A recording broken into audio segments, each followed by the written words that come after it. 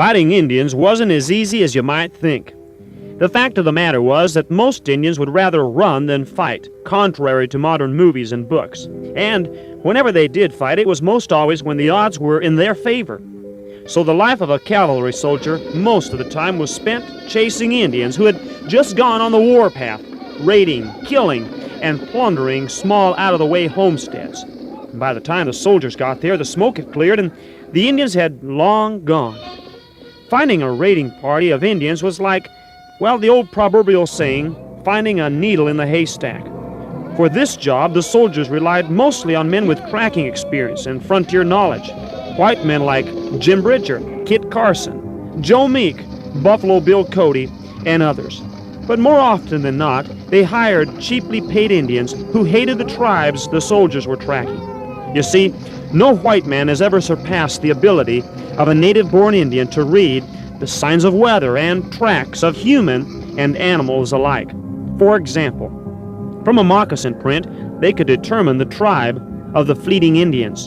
From a discoloration of a patch of grass, they knew how old the trail was. From the size of the trail, it revealed the number of men who had passed that way.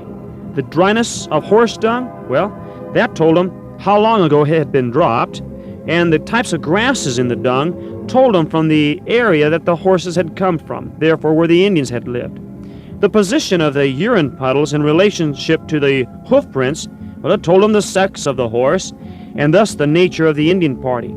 You see, mares were most often ridden by women, and war parties seldom used them.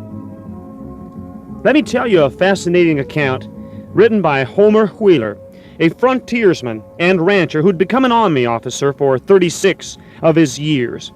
He often marveled at the skill of Indian trackers, and he wrote in his memoirs, that's sort of like a journal or a diary, and he gave an excellent description of the craft of a Cheyenne tracking Indian scout named Poor Elk. This is the report by Army Officer Wheeler. Well, nearest I can recall, the Cheyennes had jumped the reservation near Fort Klug, and we were in a heap of trouble because they crossed a stretch of prairie that had been run over by buffalo hoof prints, wiping out all trace of the tracks. But not the Poor Elk. He picked up the trail after all the army horses had been over it, making finding tracks nearly impossible. He had such an eye. He took me aside and he showed me some of the hoof prints from the horses. I couldn't tell the difference between the Indians and the soldiers, but I trusted his gift, and I left the leading to him. Poor Elk followed about a mile where the pursued party had camped. And sure enough, he was right. He brushed away the ashes from an old fire that the Indians had left behind, and he felt the earth underneath. He examined the droppings of the animals, and he told us the following information. I can tell from sign, large number fire here, and large lodges. I say large Indian camp. I find moccasin track and this cloth, and bit of hair here. Moccasin track tell me that this moccasin not sewn with sinew, but white man thread, and cloth no come from reservation. Hair come from scalp Indian carry. Over there, tribe make 'em big sweat lodge, and horse sign tell me that they encamp one day. They no leave in hurry. I know these no Cheyenne like you think. These are Sioux who follow Cheyenne to join them to fight us. From Poor Elk's incredible description, they learned the complete picture.